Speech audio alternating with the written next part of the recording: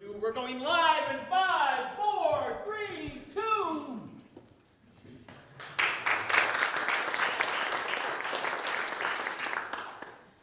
W-H-E-W. WHEW is on the air. Greetings to everyone here at our Chicago flagship, Studio B, as well as our loyal listening audience nationwide. Thanks so much for tuning in to our special October programming. Tonight's thrilling radio adaptation of the Broadway smash, The Cat and the Canary, as performed by the Pop-Up Players, is sponsored by that modern miracle dentifrice of 1936, Gleam and Glow Tooth Powder, and will be presented with limited commercial interruption.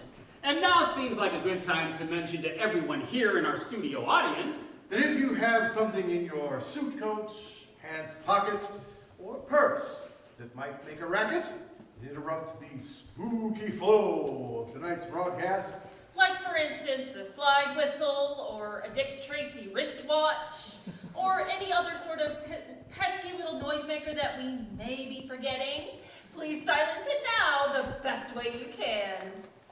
Please note, as an additional precaution for our studio audience, trained nurses are standing by in case anyone should be overcome by fright during this presentation. That being said, if any of you here feel that you don't care to subject your nerves to such strain, now's your chance to...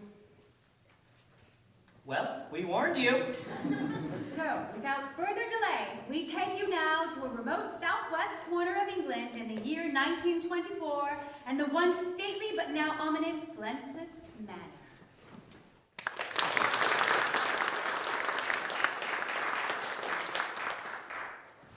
The library is all ready, Mr. Crosby.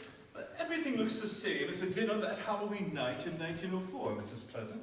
Nothing's changed here in 20 years. You've been very faithful to your trust. Have you been lonely living here by yourself? No, sir. I've got me friends. Friends? Me friends from the shadow world. You believe in spirits, then? I don't just believe. I know! They warn me there be an evil spirit lurking here.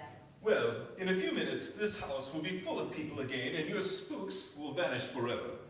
How many heirs are expected? All 6 surviving relatives. Your job as guardian of the manor is legally up as of midnight. Have you thought about what you'll do? If I like the new heirs, I'll stay. If I don't, I goes back to Cornwall. Well, until tonight, this will has been in a safe in the study, undisturbed for the last 20 years. Amazing, isn't it? Yes, amazing. Well, there they are. Just as your master sealed them and locked them away, marked 1, 2, 3. Hello, these envelopes have been opened.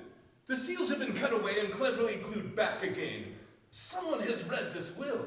Nobody knows how to open the safe but you. Well, I certainly didn't do it. I ain't suspecting you, Mr. Crosby. If these documents have been altered, it will have been for nothing. I drew a duplicate wills per Mr. West's instructions. The other copy is in the vault of the Empire Trust Company, and if this one's been tampered with, I'll know who did it. Please see who that is, Mrs. Pleasant, and say nothing about this to anyone. This is concerning. This way, please. how are you, Mr. Crosby? Oh, hello, Harry. Did you come up on the train? No, some friends of mine motored me over from Manchester. I had real estate business there to attend to. Am I the first of the pack? Yes, the others should be right along. How many heirs besides myself? There are 5. Well, I'm fortunate. I only know 2 of them, though I wish it was only 1. Why do you dislike Charlie Wilder so much? Because he's a pompous, shallow actor. And because Annabelle is very fond of him? You said that, not I. So, this is the old man's library. Have you ever been here before? No, why do you ask? Oh, no reason. I beg your pardon. Would you mind retiring to the kitchen for a while? As you wish. You've offended her. Do you know who she is? No, should I care? Well, she was Mr. West's most trusted servant. She claims to have supernatural powers. Oh, please. Is that the will? Yes, but it can't be read until all the heirs are assembled in this very room. You knew old man West well. Was he, you know, cuckoo, as they say? Have you no respect for a dead relative? None whatsoever. Unless, of course, he has made me the sole heir. Come now, you must admit he was a nut. He was a little eccentric. He was bloody fantastic. A 20-year-old will, read to his remaining heirs minutes before midnight in this old dark house. And why not during business hours at your office? Mr. West stipulated the will be read in this room at the very moment 20 years after his death. Let's call it one of his whims. Whims. I'm going to miss the last train to Manchester, and I have to sleep here.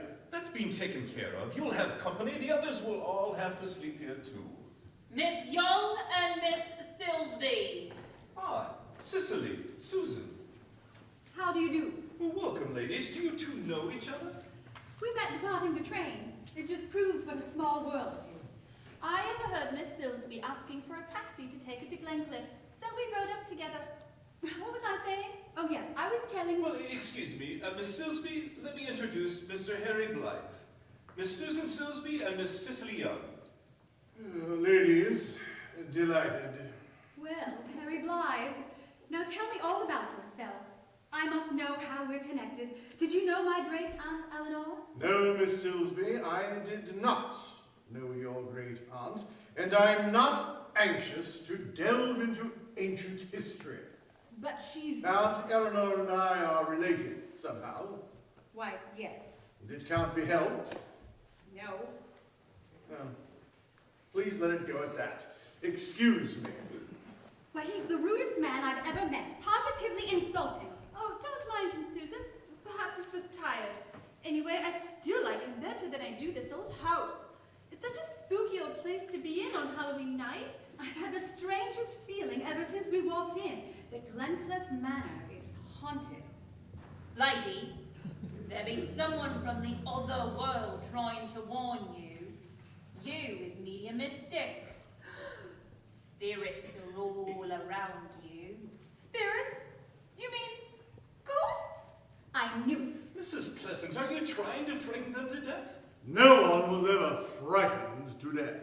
Many people have lost their minds, sometimes their lives through fright. The asylums are full of documented cases, unfortunately. Another arrival. I'll let him in. I wish I hadn't come. It's terribly unsettling. Oh, calm yourselves. Do come and sit down. I don't want to sit down. Mr. Wilder. Hope I'm not late, Mr. Crosby. Well, hello, Charlie. Miss Susan Silsby and Miss Cicely Young. This is Charlie Wilder, another very distant cousin. It's a real Halloween treat to discover I have such charming relatives. Oh my. I saw you in a production of Little Nellie Kelly last year. It wasn't you who wrote that scathing review in the Times, was it? No, it wasn't me. Harry, you know Charlie, of course. Yes, I know him. Now, boys, forget this foolish quarrel of yours and shake hands. I'd like to. Come on, old man. Let's bury the hatchet. Very well. A truce. For the moment. Mr. Jones is here. Well, come in, Paul. You're looking well. Well, I may look all right, but I don't think I feel so good. Oh, I'm sorry to hear that. Well, I felt better, but then again, on the other hand, I felt worse too. I'm always just a bit nervous in new surroundings. There's not much new about this place. Paul, here are some cousins you ought to know. Miss Cicely Young, Mr. Paul Jones. Hello. So you're distant cousin Paul? Yes, apparently, Paul P. Jones. I beg your pardon, but what does the P stand for? My middle name is Paul, too. My parents had no imagination.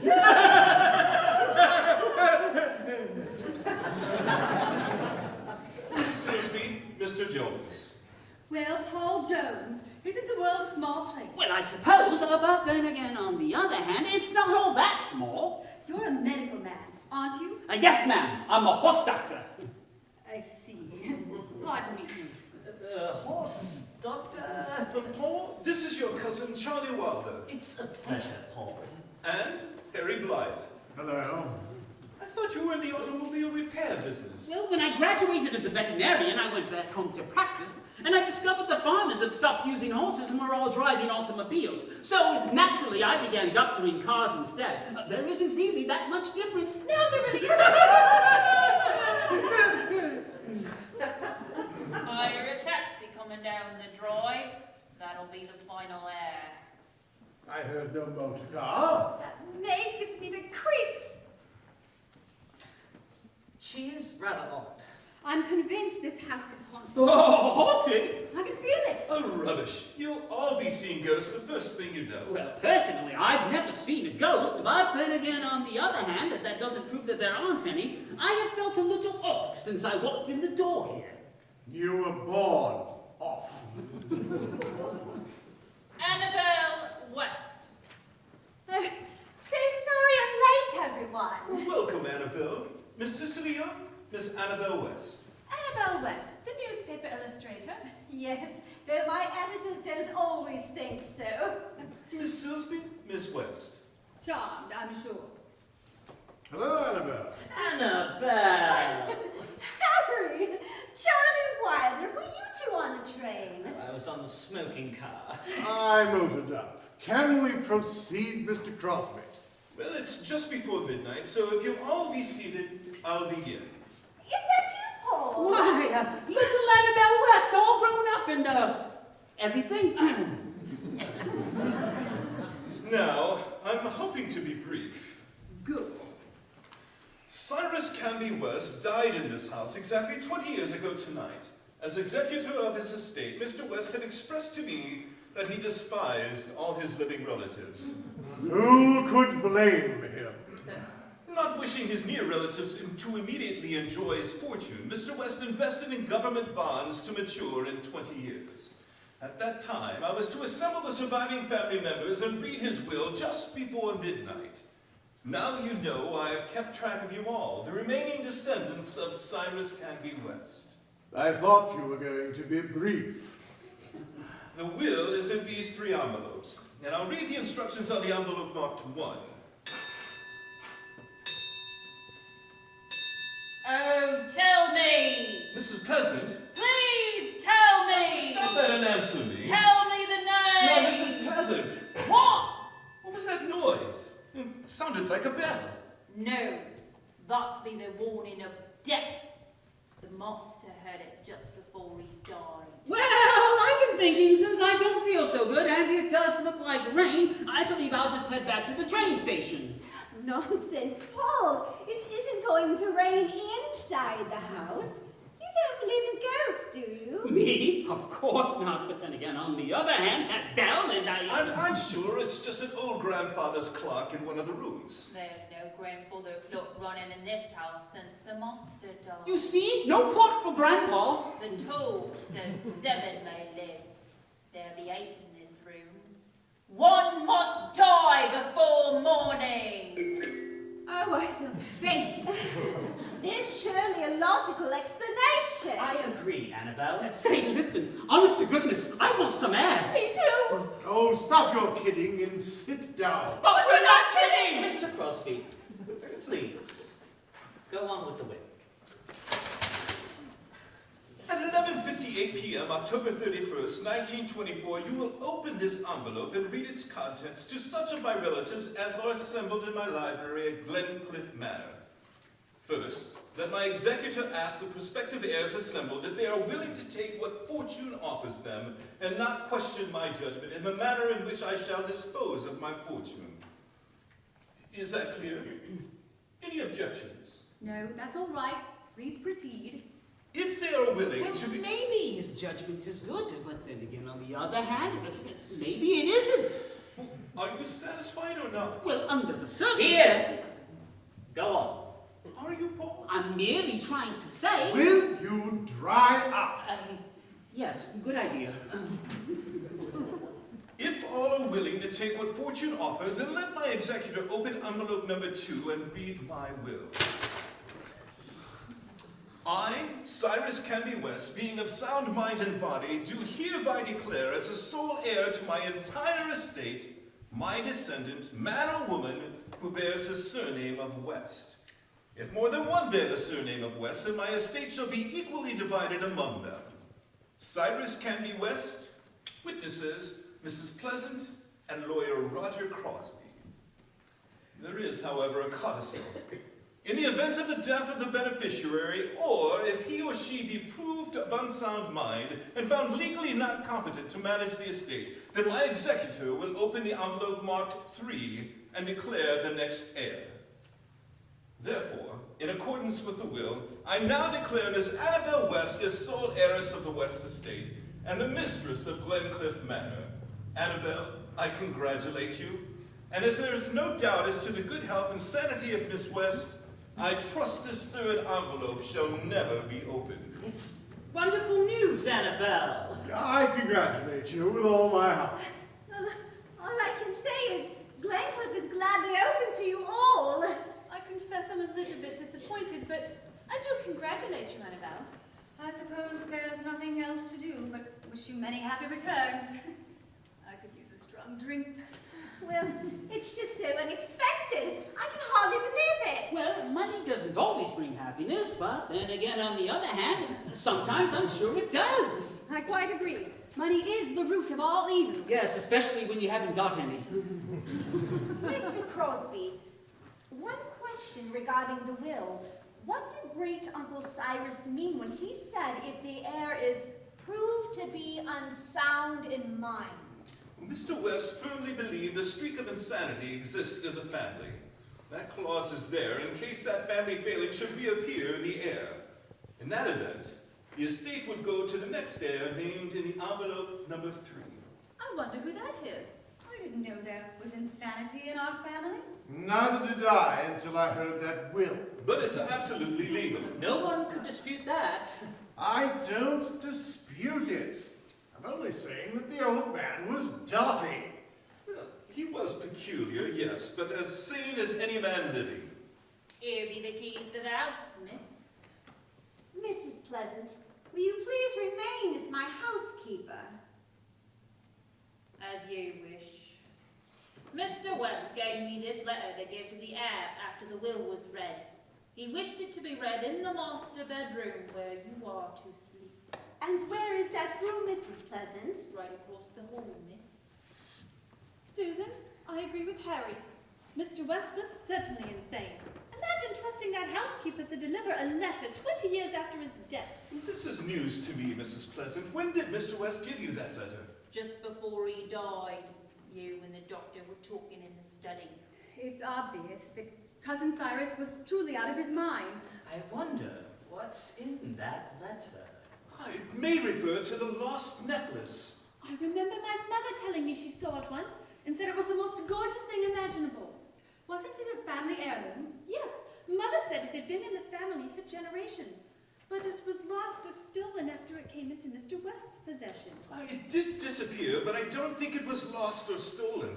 I firmly believe that Mr. West hid it somewhere in this house. That's very odd. Just another of his whims.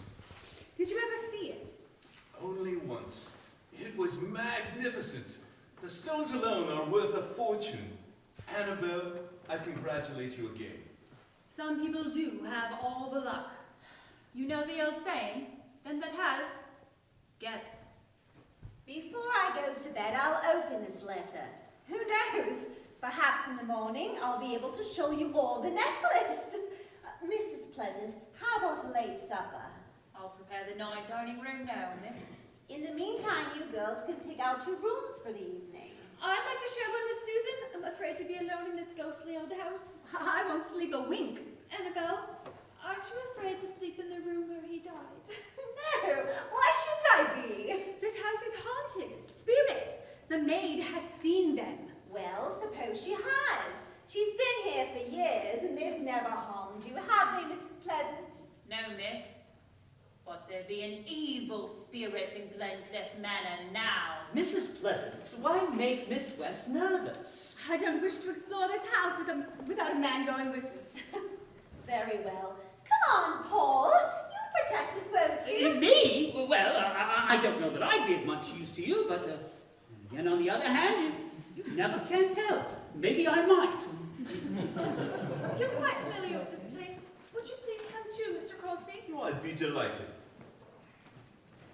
So, just the two of us, Harry. Well, one of us will be history before morning. Meaning me? You heard me. Chap. I see. So, now that she's the heiress, you've suddenly decided that you're in love with her again. She needs my protection, and she's going to have it. So keep out of my way, all Is right? there a problem? Nothing for you to worry about, Annabelle. Where did you put me? At the end of the hall, Charlie. Harry, you're in the first room at the head of the stairs. Find any spirits in the house? Spirits! It appears that the sideboard is full of scotch. Help yourself. You read my mind. I'd like to see you later. Come back after you've had your drink. I will. Maybe I'll bring you some. Harry, what's all this nonsense between you and Charlie? Nonsense, Annabelle. You know how I feel about you. And it exasperates me the way that you dote on that rotter. Charlie is a very dear friend, and I used to think you were too. But then I see that ugly look in your eyes. Is that why you told me to run along and find another girl? Not exactly. I don't mind seeing a little bit of the brute in you. I was just afraid that you couldn't control it. How can a man control himself when the woman he loves has been swept off her feet by a romantic milksop, a stage actor? Charlie will never amount to a row of pins. Don't throw yourself away on him. Do you suggest that I throw myself away on you? You'd better. Is that a threat? Whatever it is, Annabelle, it comes straight from my heart. I do wish you'd give me another chance. Oh, it's too late for that, Harry. You really love him. Well, there is a cure for that. Marry him. You'll be sorry as long as you live. Are you putting a curse on me? What do you want me to do? Provide my blessing? I'd settle for knowing that you'll always remain my friend. That goes without saying. You'll need me, Annabelle, and when you do, I'll be there. I've a mind to kiss you for that. No, but that won't do. I want all or nothing. Pardon me, Annabelle. Perhaps you can hurry along the supper? Well, Mrs. Pleasant may not like my interfering, but I'll see what I can do. Excuse me. I'll say this much. Cyrus West certainly knew his booze. Yes, well, he certainly didn't know much about his state wills. Oh, I know it. Just as sure as I'm standing on this spot. What's the matter with her? Anything wrong, Susan? Something terrible is going to happen. My late Aunt Eleanor is trying to warn me. What's she trying to warn you about? Some very grave danger. Aren't you stretching your imagination just a little? You're not a medium, are you? I've always known I had psychic powers. The maid said a spirit was trying to warn me. It's Aunt Eleanor. You shouldn't believe everything that Mrs. Pleasant tells you. But I felt it in my bones. The moment I entered this house, that something terrible was afoot. I suppose if nothing terrible happened, you and your bones will be greatly disappointed. Mr. Jones, really? There be a lady here from the sanatorium at Fairview. The asylum? Coming here at this hour? Why not see her and find out what it's all about? Yes, send her in, Mrs. Pleasant. What do you suppose she wants? Maybe she wants to take one of us back with her. We can only hope. How do you do? Are you in charge of the house? Yes, I represent the new owner, and you are? My name is Lorraine Hendricks. I'm the chief superintendent at Fairview Asylum.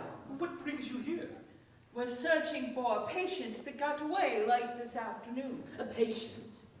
So you're looking for an escaped lunatic? Well, I didn't want to be so blunt, but yes, we are. Why didn't you just come right out with it? Well, I don't wish to cause undue alarm. Is there cause for concern? Potentially, yes. Is this patient dangerous? If I may speak frankly, he's a homicidal maniac. I just knew it. What makes you think he's here? He's here? Oh, no, I didn't say he was here. We're just doing our best to canvass the entire area. Have you any reason to believe he might be around the manor? Well, he does know his way around this vicinity. He's escaped here before? He broke free 4 years ago. We found him just outside these grounds. I suspect he's actually been inside the estate at some point. Now, what does he look like? Truthfully, he's a very strange-looking fellow. He has a shaved head and razor-sharp teeth and fingernails just like claws and wears a black cloak. He crawls around on all fours like... An animal? Just like a cat. Hide all the yard balls! Oh, I'm the only one who can control him. He seems to obey me. I suppose you control him through kindness? Sir, we are talking about a bloodthirsty psychotic. I control him via any means possible. We are compelled to keep him in a straitjacket most of the time. Being constantly strapped down like that would make anyone violent. I assure you, it's a necessary precaution. Because of that kind of treatment, this troubled man likely thinks everyone's out against him. The poor soul. This poor soul could rip you wide open just like a feral cat rips open a bird. Oh, I feel faint. Oh, I'm sorry to be so graphic. Do you really think? Oh, at this point, there's no need to panic. Are you conducting this search by yourself? No, my orderlies are canvassing both here on the grounds as well as in the village. But suppose that this maniac... Sir, my best advice to everyone would be to stay put inside the manor, at least until daybreak. And please be sure to lock all the outside doors and windows. When we catch him, I'll stop back in to let you know. Thank you all for your time. Good night. Well, there's an interesting wrinkle in the fabric. What do you think we ought to do? We'd better not say anything about this to Annabelle or Cicely. We would only throw them into potential dismay. Well, if there's a possible threat, they ought to know about it. What do you think, Mr. Crosby? I agree with you, Charlie. It could cause an undue panic, and I don't believe there's any real danger, so why cause alarm? Harry, you won't tell them, will you? What do you think, Jones? Maybe they ought to be told. But then again, on the other hand, maybe they oughtn't. You're a lot of help. You win, Mr. Crosby. I shall say nothing. You'll keep quiet, Paul? Well, it seems to me that under the circumstances... Now, Paul, please answer. I won't say anything. Susan, do you promise not to mention this to the girls? Of course I won't. Do you think I'm the type who can't keep a secret? I just know we'll all be murdered in our beds. Shut up. I'm sure the worst is yet to come. Hello, everyone. Annabelle wants you all to come into the dining room. Oh, come along, everyone. Cicely, may I speak with you for a moment? Cousin Sue, you look as though you've seen a ghost. What is it? I've just learned there's a ferocious maniac loose in this house. He thinks he's a feral cat. What? Oh, I wish I were on a train back to London right now. Shortly after dinner, Mr. Crosby and Harry reconvene in the library. I've thought about it all through dinner, and while I don't think that there's any real danger, we should be prepared. Don't you think so, Harry? But that seems to be a wise approach. If you will excuse me, I'm going to step out into the garden for a little air. But suppose you run across this man, then? You mean the dreaded cat? Well, if I do, I'll bark at him and chase him up a tree. You won't see me again, Mr. Crosby. I'm leaving very early in the morning on business. Goodbye. I believe I'll discreetly instruct Mrs. Pleasant to see that all windows and doors are bolted. Safe travels to you, Harry. You wanted to see me here in the library, Charlie. You barely touched your dinner. I'd rather talk to you privately while I had the chance, but I truly don't know where to begin. Well, I have a question then. What's the real trouble between you and Harry? Well, you. It must be something more than that. There's nothing in this world quite so important as you, Annabelle. It's the truth. Our quarrel was about you. He's deeply jealous. Well, jealousy doesn't explain this deadly hate that sprung up between you and Harry. The hate's all on Harry's side. He broods over the fact that I've cut him out. With me? You must be quite sure of that. Well, I really thought I had some reason to feel that way. It's fine to feel as you wish, but isn't it taking a great deal for granted to assume that I'm in love with you? Perhaps. But when you chased Harry off and encouraged me... And I don't mind owning up to the fact that for a while I was a wee bit foolish about you. Well, good to hear. Well, I've always found you both attractive and sincere, and I deeply admire your presence on the stage. Then suddenly you changed, and I couldn't make out why. You seemed deeply concerned about something. I thought it must be another girl, maybe one of your leading ladies. It couldn't be money or too successful as an actor. No, just successful enough to get what I go after. But then you let up going after me. You're mistaken, I never. Well, it had to be another girl or girls. I've seen how they gather for you at the backstage door. No other girls. That is such an old one, Charlie. Well, none that ever really mattered. Well, all right. I'll accept that answer. But the rest, your sudden coldness. There was no such thing. And then call it a distraction, perhaps. But they're past, and I came back around more in love with you than ever. Yes, and I tried to rekindle that affection. But seeing you tonight, I realize that I can't. Isn't there the slightest hope? It sounds cliché, but fate has taken the matter out of my hands. You really love him? I can't help it, Charlie. Then, I guess this is my cutting call. Not unless you wish it to be. You think we could just be friends? It would make me very happy if you tried. For you, I will try. Good night, Annabelle. Ah, good, you're alone, Annabelle. I don't want to alarm you, but there's something urgent you need to know. Won't it keep till morning, Mr. Crosby? No, tomorrow may be too late. I have just now made an important discovery that's convinced me it's dangerous for you to stay here at the manor. Mr. Crosby, your tone sounds like something out of a penny dreadful. Come, look out the window with me. There's a storm approaching.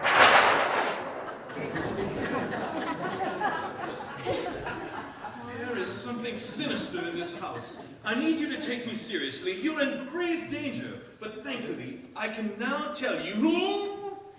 I've heard so much about ghosts and spirits that I'm starting to doubt my own... Mr. Crosby? Mr. Crosby? Anything the matter, miss? Oh, Mrs. Pleasant, you startled me. Where did Mr. Crosby go? I ain't seen him. But you must have passed him in the hall just now. Past no one in no. But I was just talking with him a moment ago. Everyone, please come into the library. What is it, Annabelle? Did Mr. Crosby join you in the dining hall just now? No, only Charlie and Paul. Mr. Blythe is outside in the garden. What's wrong, Annabelle? An extraordinary thing just happened. A few moments ago, I was looking out the window and Mr. Crosby was over there talking to me when suddenly he vanished. Vanished? Yes, he literally melted into thin air. I turned to answer him and Mrs. Pleasant was standing there and she said that no one else had left the room. No one did leave this room. But you must have heard him talking to me when you were walking down the hall. I only heard you. I'm afraid perhaps Cyrus West wasn't the only lunatic in our family. When a woman begins talking to herself and imagines people vanishing right in front of her, very curious. Are you insinuating that Annabelle is losing her mind? The poor girl. You don't believe me. Certainly we do, Annabelle. If this is all my imagination, then where is Mr. Crosby? Probably out with Harry Blythe in the garden. My dear, you are upset and nervous. I didn't mean to say you were actually crazy. I was only trying to well, Cicely, let's go to our rooms and pile the furniture in front of the door.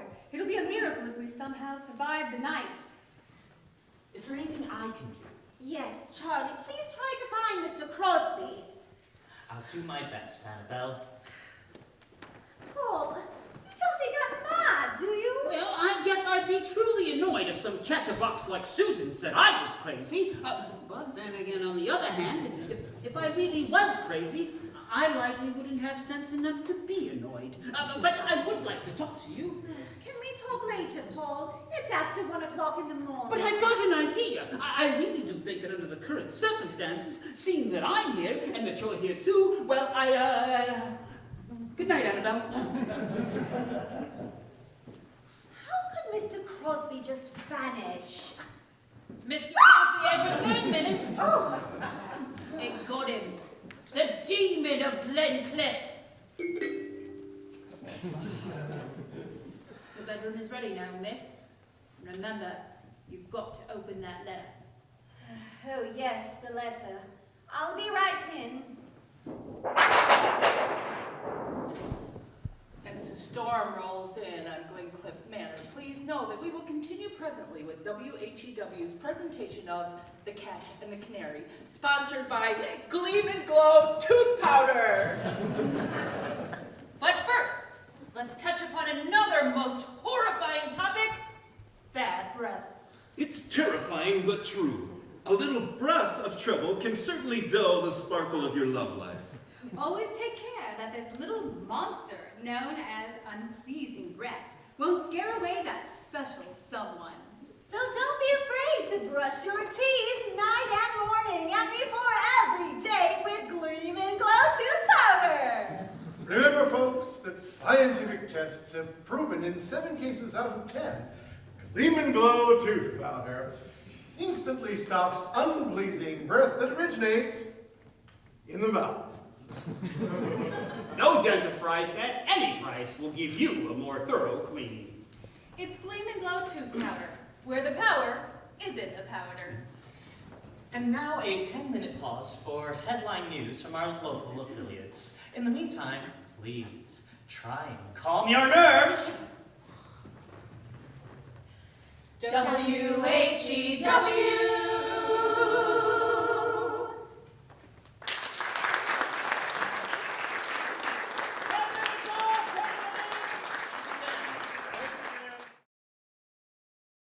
All right, we're on in 5, 4, 3. WHEW. Welcome back, listeners. Another friendly reminder from our sponsor, with Gleam and Glow Tooth Powder always at the ready, you have nothing to fear when it comes to maintaining fresh breath. Speaking of fear, we now return to our WHEW pop-up players with Act 2 of The Cat and the Canary.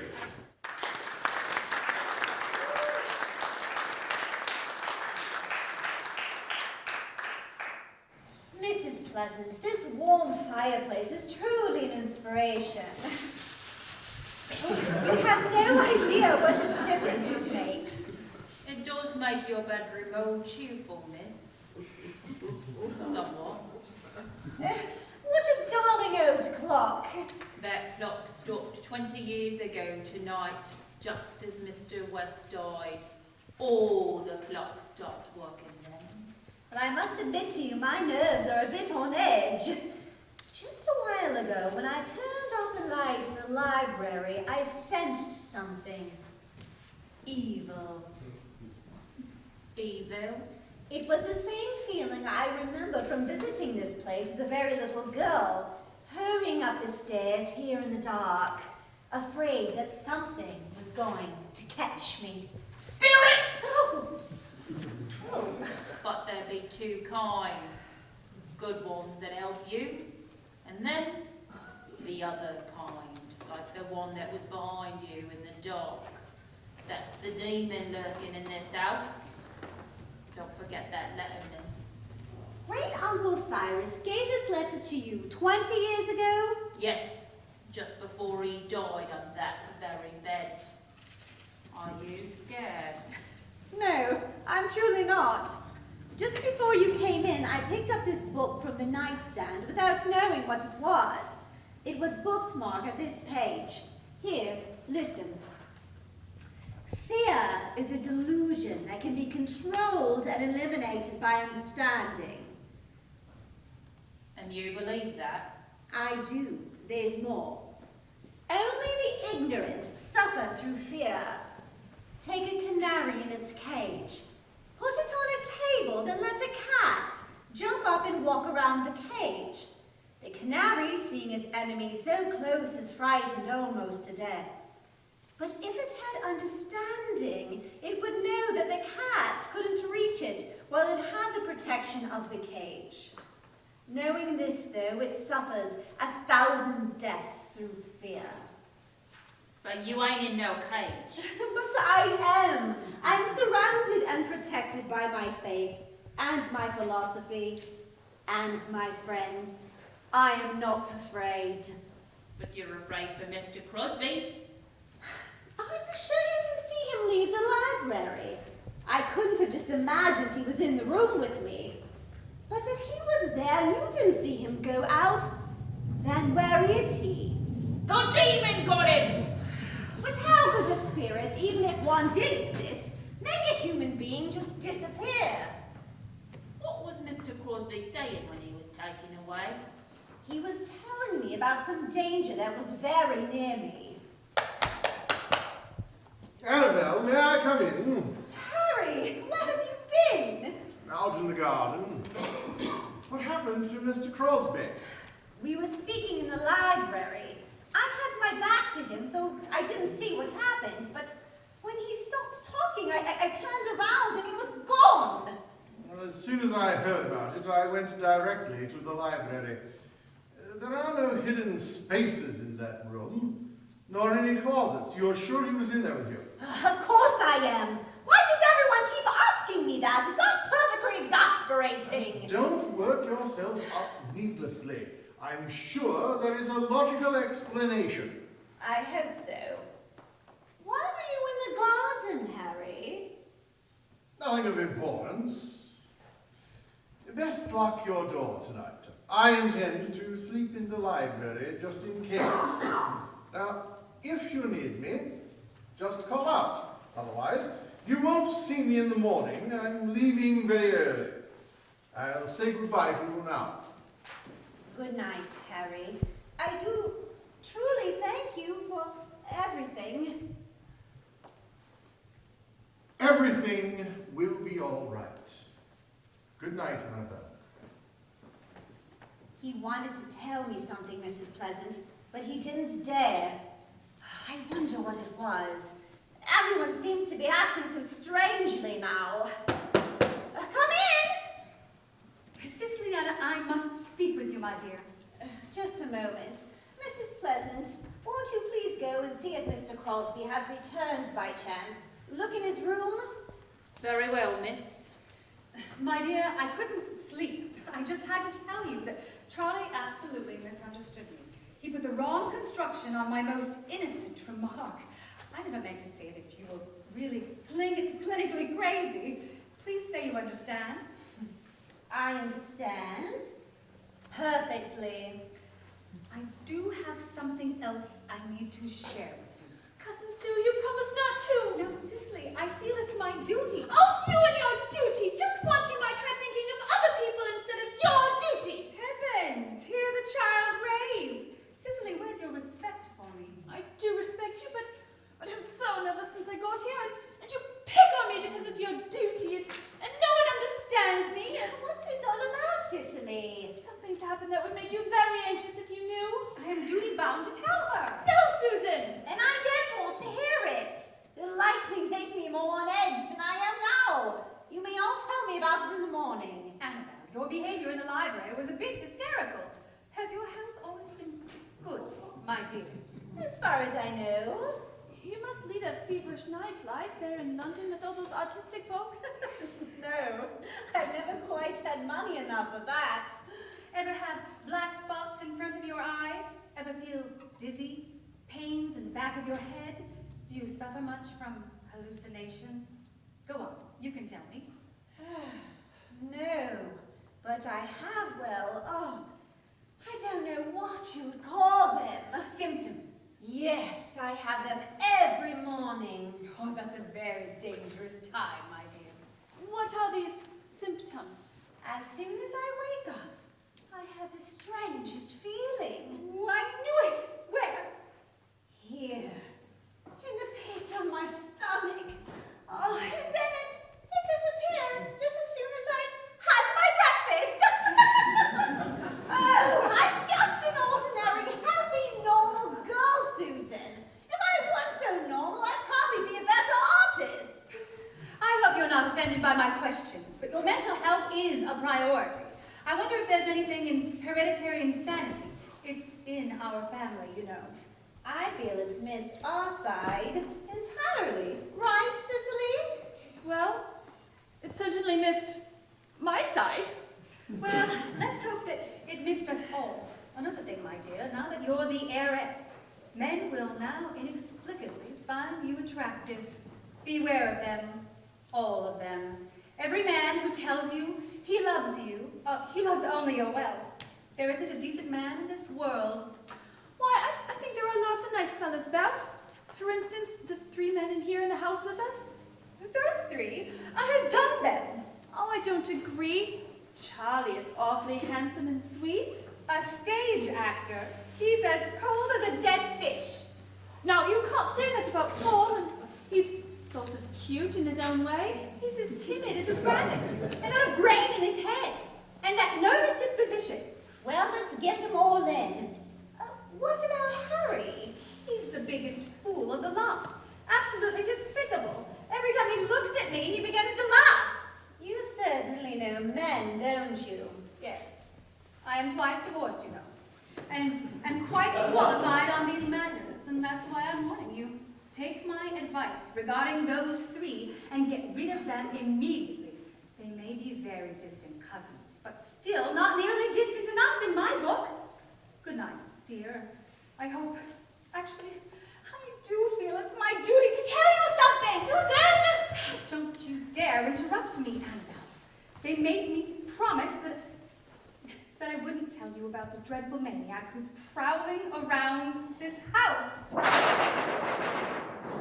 A maniac? Here, in the manor? And the lady superintendent. Yes, a matron from the village asylum was here, a Miss Lorraine Hendricks.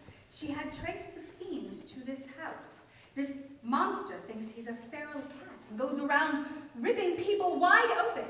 Mr. Crosby made me promise I wouldn't tell you, but I felt it was my duty to warn you, because if we're all going to be murdered in our beds, I think we ought to at least know about it in advance. If there's anything in anticipation, Cousin Sue, you've been murdered 12 times. So that's what Harry wanted to tell me. Harry wanted to warn us, but Mr. Crosby and Charlie disapproved. I wonder if that's what Mr. Crosby was trying to tell me before he disappeared. Perhaps the beast got Mr. Crosby. It might be still in his house. Maybe it's out there in the hall now, waiting for us. No! Something passed me! It's coming in! Why did you run away from me? You! Mrs. Pleasant! Was it you that passed me in the hall? Yes, sir. I was coming from Mr. Crosby's room. Mr. Paul saw me in the hall and ran like a mouse. You were scared. Well, I don't know that I was exactly scared. I might have been a trifle nervous. You see, I was just coming. No, sir. You was definitely going. Yes, maybe I was. You see, Paul, you were frightened by an idea, a delusion. You thought Mrs. Pleasant was a ghost and she frightened you. Your fear was nothing but imagination. All the same, if I were you, my dear, I'd lock your door tonight and look under the bed. That's what I'm going to do. No, really. Laugh? I've never gone to sleep in my life without first looking under the bed. What do you expect to find there? Why, a man, of course. Wouldn't that be terrible for the man? Then again, on the other hand, maybe it wouldn't. I don't know. Stop laughing. Let's go back to our room. We'll feel safer there. I'm afraid to go upstairs in the dark. Mrs. Pleasant, please go along with them. Good night, girls. Yes, miss. Well, I guess it's all right. But then again, on the other hand, What's all right? me being here alone with you in your bedroom. Of course it's all right, Paul. It's really good to see you again, but somehow you seem like a perfect stranger to me. Is that why you acted so strangely when we met up earlier It this just evening? didn't seem possible that you were Annabelle West, the little girl I used to know in the village so long ago. It must have been all of almost 6 years. 5 years, 11 months, and 4 days. Yes, 5 years, 11 months, and 4 days since you left Wales and went to London to study art. You always wanted to be a great artist. And you were going to be a great surgeon. Well, I went to university and somehow ended up a horse doctor. The village folks never thought I'd amount to much, but then again, on the other hand, well, I've got ideas, and I've got one now. I'm sure you have. But isn't it strange for us to meet like this again? After almost 6 years. Why, it's wonderful. I used to think about you a lot. You did? As I recall, I thought of you often. You don't seem quite to be certain about anything. Are you ever sure about anything? Well, there's one thing I'm dead sure about. You mean you're really positive about something? Yes! But then again, on the other hand, you probably wouldn't believe me. Well, how do you know? You've never really been serious with me. Why not try? Well, I am trying, but I'm not getting anywhere. I've been hoping to ask you something for the last 5 minutes. Then for heaven's sakes, Paul, stop rambling about and ask me. Well, I intend to, just as soon as I get myself wound up. Well, how long does it take you to wind yourself up? I don't know exactly. Evidently, it's quite an operation. Well, here goes. Did Cousin Sue tell you about something that's going on around the house tonight? You mean about spirits? Well, not exactly spirits. You know I'm not actually afraid of spirits, but then again, on the other hand... You mean about a maniac? That's it! I was sworn to secrecy, but I guess that Cousin Sue did tell you because, well, she had also promised that she wouldn't. Yes, she told me. I wonder if it really could be inside the house. Well, I was going to tell you that I'm not afraid. But you know I'm lying, don't you? I'm scared stiff. But I am always nervous when I go into action. So, scared or not, if that maniac is here, I'm going to get him. You always did fight for me, didn't you, Paul? Even back in the village when you used to carry my books to school. I'll never forget those days. Remember the time Big Jim Daly pulled my hair? Remember how you flew at him? Oh, it was a terrible beating. Yes, he did beat me terribly. Well, I do hope to have better luck with this lunatic if I find him. Listen, Annabelle, if you hear anything, don't come out of your room. Just yell for me. I feel safe now knowing that you are protecting me. Good night, Paul. Goodbye. Goodbye? Won't I see you in the morning? I certainly hope so. Good night, Miss. There's a brave man, Mrs. Pleasant, conquering his own fears. Don't forget that letter. Am I interrupting you, Annabelle? Oh, come in, Charlie. I wanted to see you. Any clue what's become of Mr. Crosby? I haven't any definite theory yet. Honestly, if this were one of the scripts to one of my plays, no one would believe a word of it. But it's you I'm really worried about. Well, that's very kind of you. It's just the natural feeling that a man has for the woman. Anyway, this is a strange old house, and if you need me during the night, just call out. Thank you, Charlie. I know I can always count on you.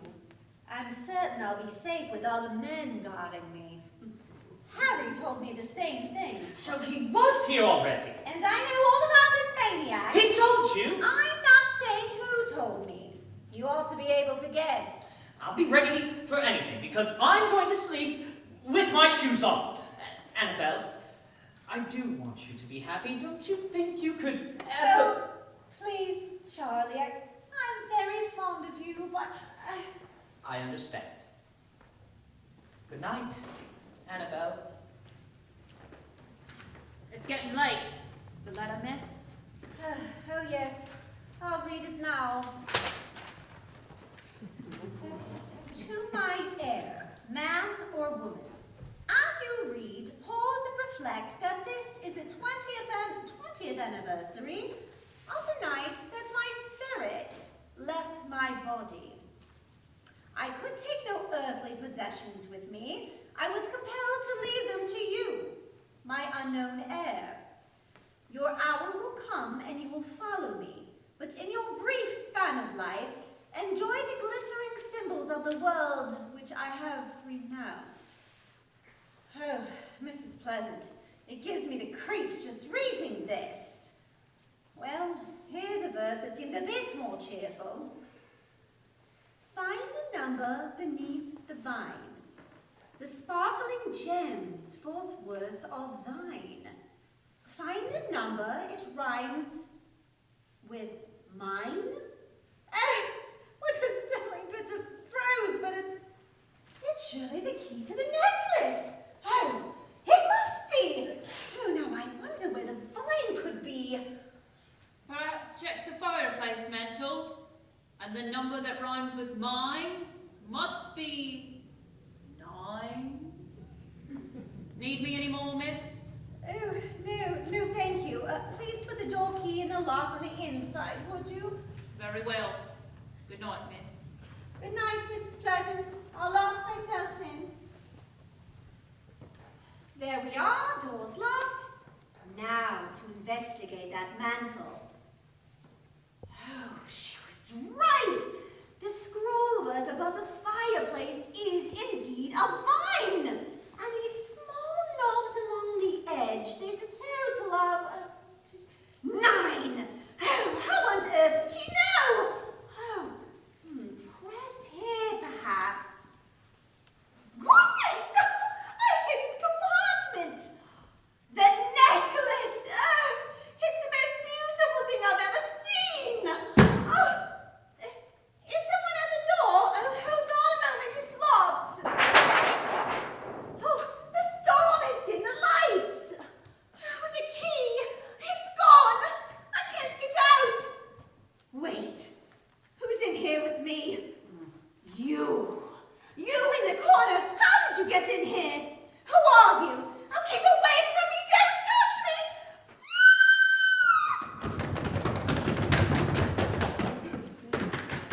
Annabelle, are you all The right? door is locked! I heard a scream. What happened? Here, let's force the lock! It's open! Annabelle's fainted! She's had some sort of shock, but there's no one here.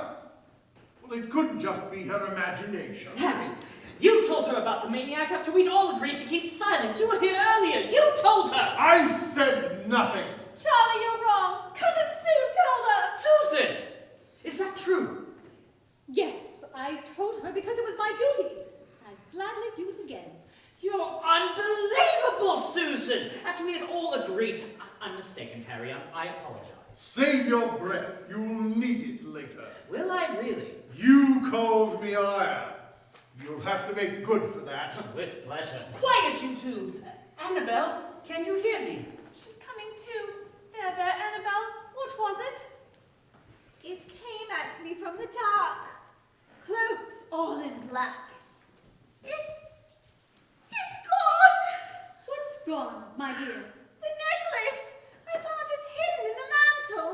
Then a claw-like hand came at me from out of the darkness and snatched it. The demon of Glencliff Manor! A claw-like hand. My dear, you're raving again. If there was anything here, where is it now? There was no one in here when we broke in, Annabelle. If Annabelle says that something was here in the room, something was here in the room. But the question is, what was it? It must have been that cat creature, the maniac. What possible use would a maniac have for a necklace? It It's all so confusing. What do you think, Charlie? I honestly think it could be her imagination. She must have seen something horrific to make her faint away like that. It couldn't just be imagination. No, but it could be an unsound mind. I've known all along that Annabelle was as crazy as a March hare. Didn't she say that Mr. Crosby vanished right in front of her? And now she says that a claw cloaked in black reached out and took a necklace that she had supposedly just discovered. Rubbish. If someone or something was here, where did it go? People don't just disappear into thin air, even if she claims they do. Annabelle is unbalanced. I insist that she be examined by a specialist. That's absurd! You ought to be ashamed! Oh, Cousin Sue. Don't you cousin sue me. Every one of you thinks just the same as I do that Annabelle is crazy. Only none of you are honest enough to come right out with it. So that's it. You all think I'm mad. I don't, Annabelle. I know you don't, Paul. Right.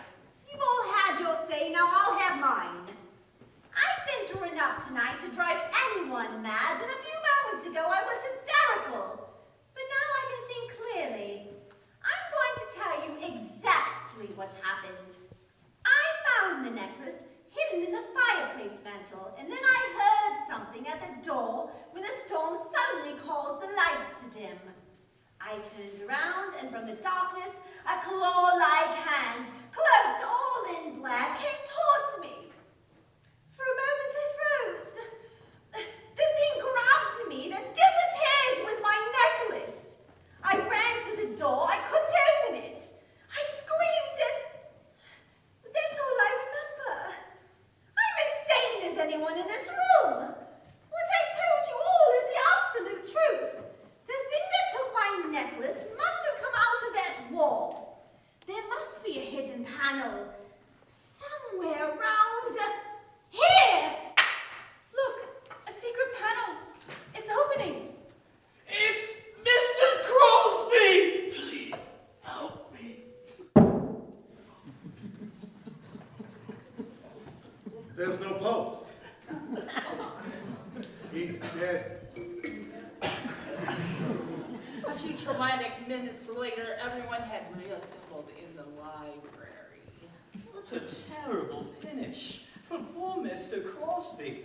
Is Annabelle all right, Paul? She hasn't come around yet. I didn't know she was so prone to fainting. There is no doubt now about our having company in this house. Mr. Crosby's death proves that, and Annabelle is certainly in terrible peril. But just how did that creature get in here? Before retiring, I checked the locks on every window and door. I went through the entire house, but I didn't see or hear a thing. The maniac, or whatever it was that killed Mr. Crosby, was surely hiding behind the secret panel. Don't go back in there and leave us alone. There's probably no one in it now, and yet there may be something in there that we would never dream of. I shudder to think. Is Annabelle all right, Paul? Well, her color's coming back, and just as soon as she recovers, I'm going to investigate that panel. Now, just a moment. No one should go back into that room until the police arrive. You might disturb valuable clues. For once, I agree with Harry. Whoever killed Mr. Crosby is probably long gone. Susan, are you now convinced that Annabelle really saw everything she said she did? Yes, I am. Then please say nothing more about her being unbalanced. No, I won't. Now, the first thing to do is to get the police and a doctor. The police. I'm in my robe. Well, you have plenty of time to change. I'm afraid to go back upstairs. I'll go with you, miss. Come, Cicely. Let's pack up and leave this ghastly house. Mrs. Pleasant, you go first. We should contact the police now. Hello? Hello? The phone appears to be out of order. Someone or something probably cut the line. Paul, did you fasten all the cellar doors when you checked earlier? There was only one door, and it bolted from the inside. And I wonder if our guest might have used the cellar as an exit. He likely escaped while we regrouped in here. I'll investigate. I'll go with you. No, you stay and watch that panel in case I'm mistaken. And why should I take orders from you? Because I'm giving them to you. Oh, I see. Now that you believe it's safe, you're going to play hero in front of Annabelle. Go and do it yourself. Oh, I couldn't rob you of that honor. Come with me then. I want to talk with you alone. Yes, I'd like to talk to you as well. Stop it, you two! Look after Annabelle. I'll go and see about that door. She's coming too. Annabelle. Annabelle, are you all right? Where's Paul? He'll be back in a moment. How do you feel? I'll be all right. Is Mr. Crosby's body still in my bedroom? Yes, I'm afraid so. And no one must go in there until the police come. Did you telephone for them? The phone wires have been cut, but I'm going after the police myself, soon as Paul returns. I think the most important thing to do is to get a doctor. Pardon me, Mrs. Pleasant? Mrs. Pleasant, can you tell us where the nearest doctor is? I could, but you'd never find it alone. I'll go myself if Miss West approves. Oh, wait a moment. I'll go with you. Is the doctor's house near the police station? No. Just come with me. I'll show you the road. Annabelle, are you all right? Yes, thank you, Paul. I am. Mrs. Pleasant is just going for a doctor now with Charlie. What did you find, Paul? The door was open, but it must have been open from the inside because I'm positive I bolted it myself earlier. Well, there should be no doubt now that our unwanted guest has left us. I believe we are safe. Well, maybe we are, but then again, on the other hand, never can tell. I'll never feel right again until Mr. Crosby has been The taken out of police will attend to all of that, Annabelle. I'll be back as soon as possible. Harry, may I speak with you privately? I don't want any more words with you than necessary, but please, stay close to Annabelle. There's no more danger. How do you know that? The maniac may be gone. It may be in the house right now. The open cellar door doesn't prove that he's gone. Perhaps you're right. It is a possibility, anyway. Another traumatic shock might kill her or drive her insane. Yes. Another shark might kill her. Or she could be murdered. Or someone else might be. Just don't let your guard down. You don't have to tell me. I'm not saying this because I'm worried about you. Let's go, Mrs. Pleasant. Has Susan gone? Yeah, she's packing now. You can't imagine how nervous she makes me. She won't stop talking. Well, suppose she won't leave. It is still dark. I'll feel so much better when she's out of the house. Harry, I got an idea. If she stalls about being afraid to go to the station before daylight, you take her. Good Lord. Have you two got a grudge against me? You'll do it for me, won't you, Harry? Yes, if you really want me to. You won't be nervous staying here alone? Alone? You forget. I have Paul. Yes, go. Paul. Have the police come? What a terrible night. I felt it in my bones the minute I entered this house. And to think it had to be poor Mr. Crosby when it might just as well have been you, Annabelle. It's a wonder we weren't all murdered. Poor Mr. Crosby. And I'll never forget, to my dying day, how he fell right out of that panel and nearly into your arms, Annabelle. Miss Silsby, stop talking! Speaking to me, Mr. Jones. I'm in charge around here and now, and I command you to... Dry up! Dry up! Come, Cicily. Now that we're packed, let's get out of this dreadful house. But I wonder if there'll be any trains. It isn't dawn yet. You should have enough time to catch the milk train. Milk train? I never rode a milk train in my life. Well, something brand new. You should try anything new once. But I'm afraid to go now. It's still dark. If you're really anxious to go, I'll be only happy to see you both to the station. Oh, will you really, Harry? I'll allow you to escort us, Mr. Blythe, but I'll have absolutely nothing to say to you. Can I depend on that? Farewell, Annabelle. I do hope you'll be well again soon, but I'm quite certain after all of this that you won't. Goodbye, Annabelle. Be well, my dear. Safe travels to you both. I'll be back shortly. Stay close to Annabelle, Paul. Paul, what did you want to tell me earlier tonight? Remember you said you had an idea? Well, I did have an idea earlier, but it's gone now. Ideas are sometimes scarce with me. Back at university, they used to say I'd only get one idea a semester. But let me tell you, when I do get one, it's a belter. What was this last idea about? Well, it was about you. Me? That's very flattering. Paul, do you really think that whatever it was is now out of the house? I hope so. Let's not think about that. You know, it's wonderful how all of my ideas are suddenly coming back to me. I've got one! Something about this whole evening has just struck me as being very odd. Remember the codicil included in the will that if anything happened to you, or you were to lose your mind or anything like that, the estate would go to the next heir. Well, yes, of course I remember. And his or her name was in the third envelope. You mean the one that Mr. Crosby put in his pocket when he said, I trust that this shall never be opened? Exactly, and from that moment on, things began to happen to you. And to poor Mr. Crosby. Yes, but that's because he was the only one who knew the name of the next heir. Unless, and then again on the other hand, maybe not. Oh, Paul, what are you getting at? I tell you, my ideas are rare, but when I do get one, it's a humdinger. Things began to happen to you in this house tonight. What for? To scare you.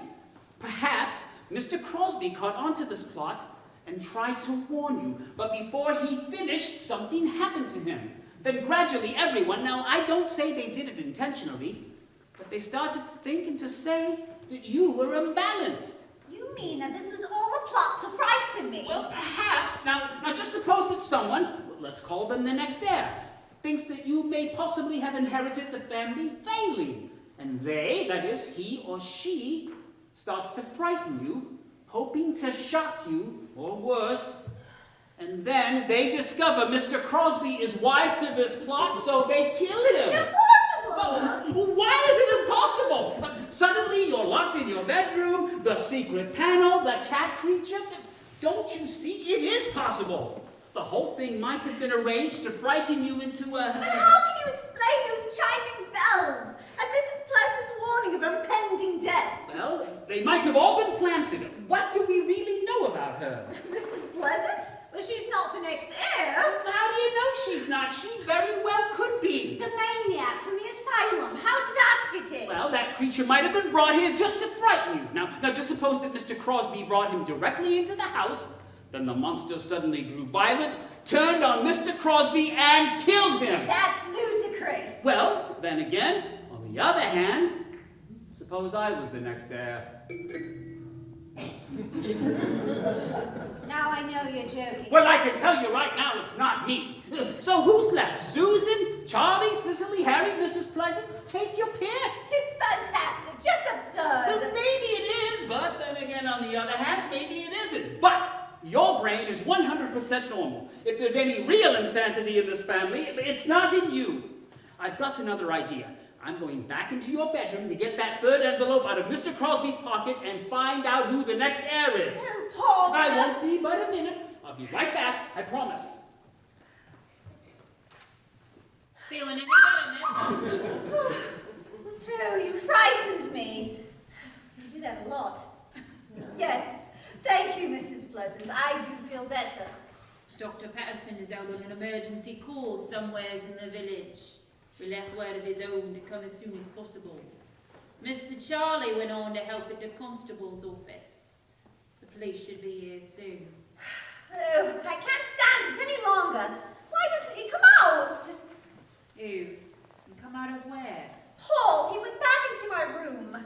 Why'd he go sticking his nose back in there? You stay put, miss. Can't have you disappearing. Or worse. I'll fetch him. Thank you. Please hurry.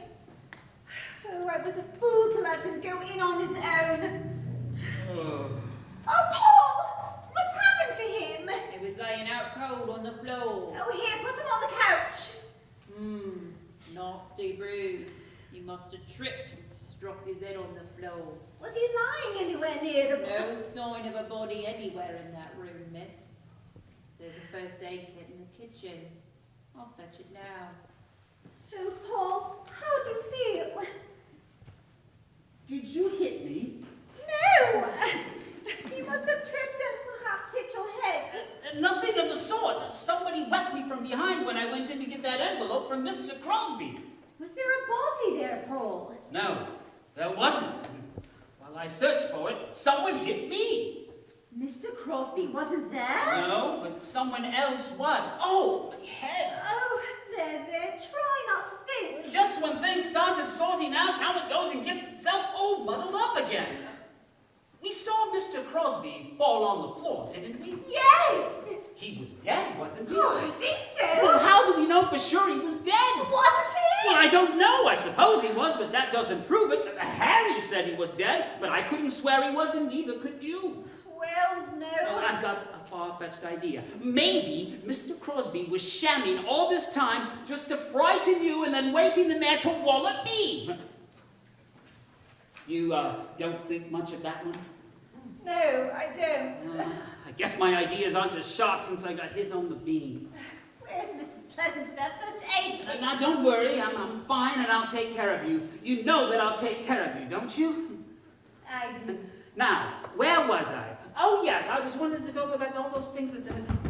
Shh! I thought I heard footsteps above us. I don't hear anything.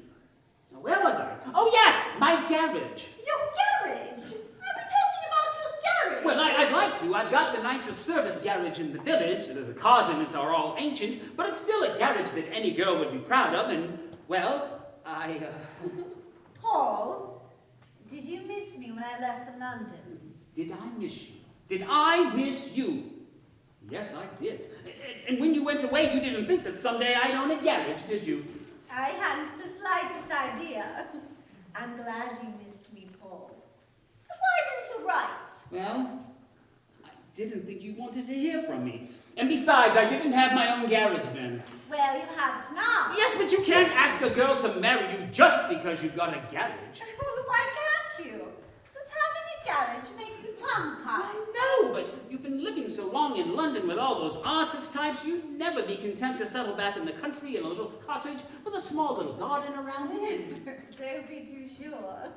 I can live anywhere with a man I truly cared about. Could you? Honestly? Of course. I'd like to hear more about your idea of getting someone to keep a little cottage with you. Hear that? Yes. Sounds like someone dragging something across the floor. It's coming from upstairs. I ought to go up there, but I hate the thought of leaving you alone again. I am not afraid. No, and neither am I. Here, you'd better take this pistol in case anything happens. Where did you get a gun? And never mind that. Yes, what about you? I'll be fine. If that's the bugger that bashed me a while ago, then heaven help him. Wait! Across the hall! The secret panel is open again in my room! I don't know why you're trying to frighten me, but I will certainly fire this pistol! Don't be alarmed, miss. Is anything wrong? Yes, in my room there's a madman cloaked all in black. Wait! Who are you? My name is Lorraine Hendricks. I'm the chief superintendent from Fairview Asylum. I spoke earlier this evening to Mr. Crosby about the possibility of an escaped lunatic being on these premises. Glad my hunch to stay close by paid off. Oh, there! Miss Hendricks in the corner of that open panel! Yes, seems I'm just in time. You better give me your gun, miss. That's it, don't worry. He won't attack now. He knows me and he'll obey me. Come on now, back to Fairview with you. No funny business now. That's it. No, please wait. I want to see his face. No, miss. Stay back. Why? That's a mask. He's wearing a mask. Stay away. He's dangerous. No, I want to see who's under that mask. Charlie! Grab her, Lorraine! Come on now. How did she get wise? Oh, who knows? She was just about to plug you with that revolver. What did you do with Mr. Crosby's body? Rolled it under a bed upstairs. Pipe down, lady. You need to take care of her. I'll go see to Jones. No more killing, Charlie. I did everything you told me to do. I planted the bells, made them think I was from the asylum, I abducted Crosby in the library, I wore the mask, locked the girl in her room, and stole the necklace. But then you had another of your crazy spells and killed the lawyer. I never agreed to any murder. What are you saying? If we're caught, I won't go to the gallows with you. We need to finish her off. For good. No, I won't stand for it, you hear? I won't have it. We'll tie her up and leave her behind the panel here in the library. I knew you couldn't drive this girl crazy in just one night. I agreed to all of this because I thought you cared for me. But now I know that was just an act. Your whole life is just an act. Now I want half the value of that necklace, and then I'll be on my way. I'm through with this, Charlie. Curse you, Annabelle! You cheated me out of my inheritance! I used to play around this house as a kid. I was always the old man's favorite. He showed me the secret passages in both the library and the bedroom, and I should have been his heir, too. Creditors are breathing down my neck, gambling debts. I need that money! Here's the third envelope. I'm next in line. You see my name there? Calm down, Charlie.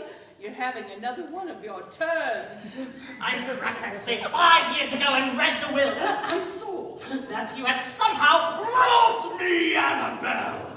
All this time, you thought I had real feelings for you. I am a great actor. Here's your precious necklace, too. Pity you'll never wear it. I'm coming, Annabelle! Wait! Charlie! Is that you? You're the cat creature? I want my share now, Charlie. And if you try and double-cross me, I'll use this gun on you. Just you try! Charlie Wilder!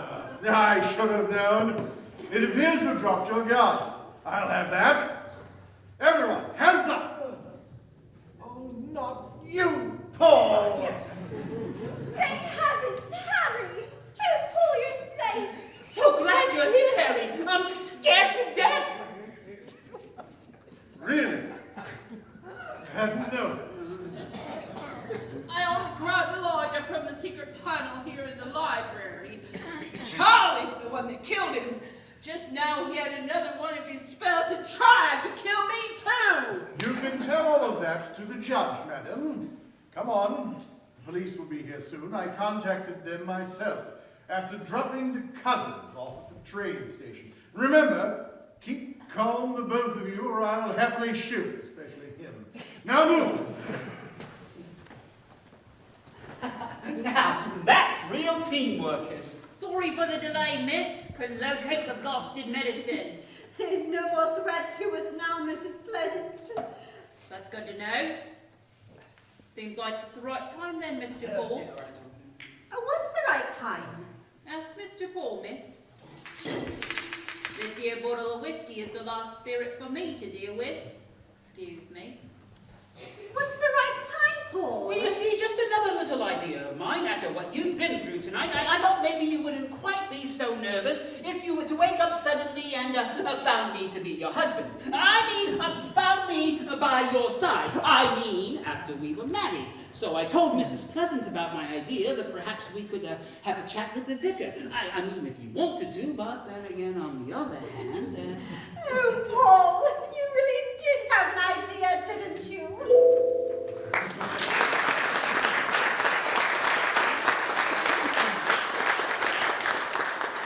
We hope you've enjoyed our seasonal presentation sponsored by Gleam and Glow Tooth Powder. Because there's nothing more frightening than unpleasant breath. Now, on behalf of all the WHEW pop-up players, just a word before we sign off. It's our sincere hope that the memories of the Cat and the Canary won't give you bad dreams. When you're in bed tonight, and the lights have been turned out, and you're afraid to look behind the curtains, And you dread to see what hideous face may lurk just outside your bedroom door. Please, just pull yourself together and remember that after all,